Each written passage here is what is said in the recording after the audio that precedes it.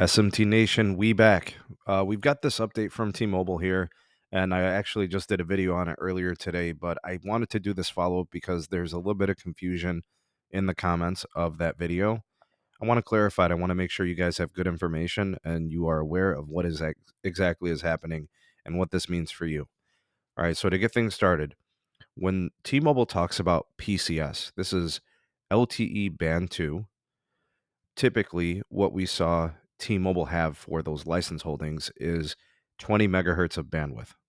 All right, for those of you that are new to the channel, and you've only started following it recently, this may seem like foreign language, but the amount of bandwidth correlates to how much capacity or speed can be created on the channel. So the channel band 2 on LTE, which is PCS 1900 megahertz is the frequency. All right, so they typically have 20 megahertz mostly across the country. There are probably some markets where they maybe had a little bit more. Maybe they had 25 megahertz. Maybe they had 15. They had a little less, possibly. It depends. There's other carriers that have PCS spectrum too. Verizon has some. AT&T has some. U.S. Cellular might have some, or not U.S. Cellular. U.S. Cellular. There's other regional providers that have some of the spectrum, and of course, like Sprint had it, right? So when T-Mobile consumed Sprint, they got all of their PCS spectrum, which Sprint was using as band 25 because of the block arrangement. But anyways, well, T-Mobile has both of those sets of spectrum now. They have enough PCS spectrum for two companies. All right, so they're at a point now where they felt comfortable probably leaving a little bit on LTE, right? A small amount of bandwidth, but putting it also on the 5G side. This is going to be a trend that continues to happen, folks. This is the direction that T-Mobile is going. They're moving completely 5G. They're de-emphasizing LTE. They lost the LTE era, right? They're a much smaller company. It was Verizon that won that. AT&T later on really making a big push with it, right? And now everybody's modernizing and moving towards 5G. So this is what they're talking about when they say they're doing, PCS spectrum on 5G now. They're moving some of that spectrum over to the 5G operational side on their network. And in the process, right, they're moving LT spectrum over to 5G. They're doing it with other spectrum types too, right? We're starting to see N66, AWS, the band 66 moved over in small amounts. This is what T-Mobile's doing. All right, they did the same thing with the 600 megahertz. All right, they originally had it all on LTE and then they started putting it to 5G.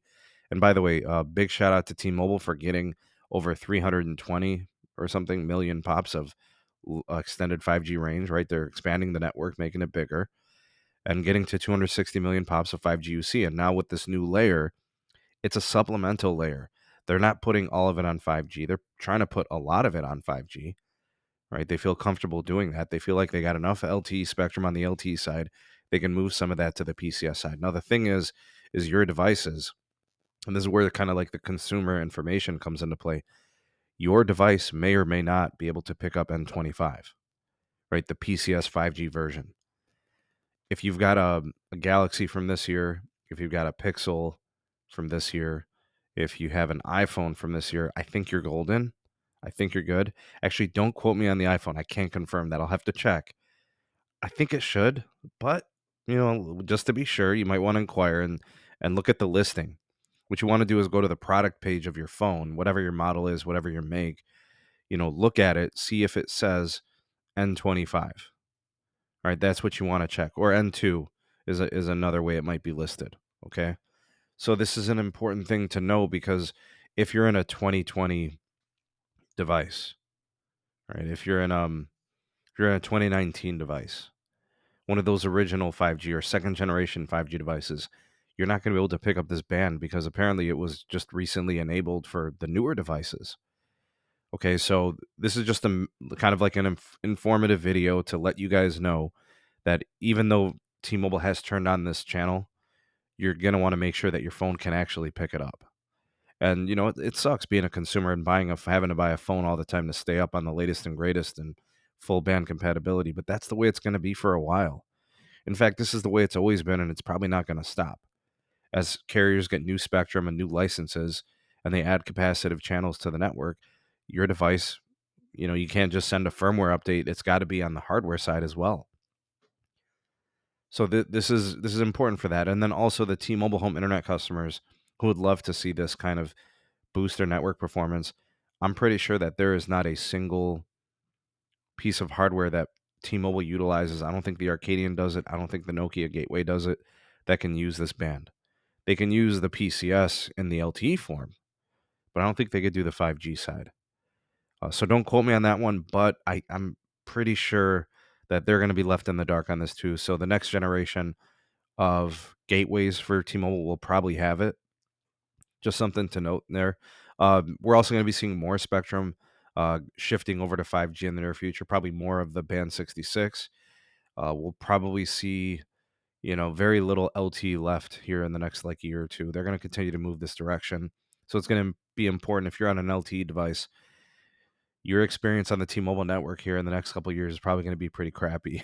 There's not going to be much capacity there, unless you're one of the remaining last of the Mohegans, as they say, that are left on those LTE channels, and everybody else on a 5G device. But the capacity will be on the 5G side moving forward. They also have some C-band, the 3700 and the 3450. They've got spectrum in the N77 channel with those frequencies. You really want to be on a 5G phone at this point. All that standalone 5G networking prowess and all those new capabilities and the phenomenal uplink and the lower latencies, it's all on 5G. It's not on LTE. So just a informative video for you guys here, letting you know what's going on. And you want to make sure your phone can pick this stuff up if you're looking for it and you want to have access to it.